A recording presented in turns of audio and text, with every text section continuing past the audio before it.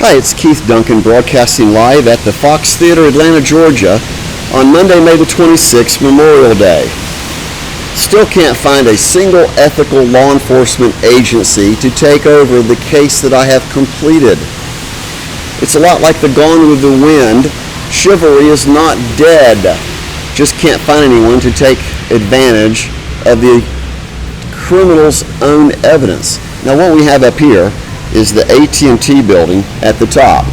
Well, WNA Ltd. owes me $15,000 from a contract fraud, corporate fraud, and while they did not allow me, well, they canceled a contract to put my product's IC stand and phone cradle, which is right there, into 2,300 stores. That was Glenn Lurie at AT&T.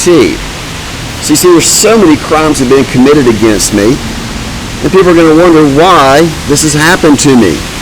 I make no excuses, just clear explanations of the number of felony crimes, including miscarriage of injustice, landmark case, by the way, that I was kidnapped.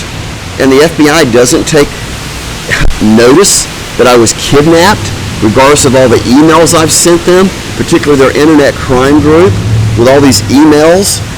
I've approached everybody before I was kidnapped and have approached everyone after the fact, which is why I'm calling a news conference, why I went to Washington, D.C.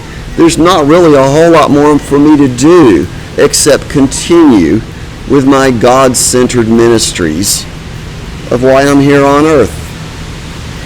Why are you here on earth? Maybe you can answer that question when you're standing in front of God himself and Christ and even me in answer to the Grim Reaper on whether you get admission into heaven or not. Because whether you believe it or not, this is heaven on earth. And you're not doing anything about preserving what God has loaned all of us, including myself. For indeed, I have claimed the dominion of earth as mine. You should claim it also and get back the assets that have been stolen by all these political, predatory, greedy, carnivorous is the right word, animals that we call the leaders of our community.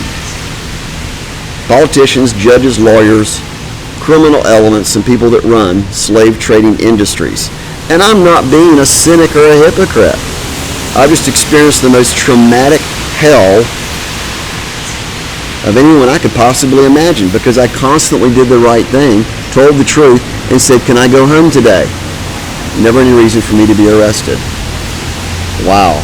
3 minutes.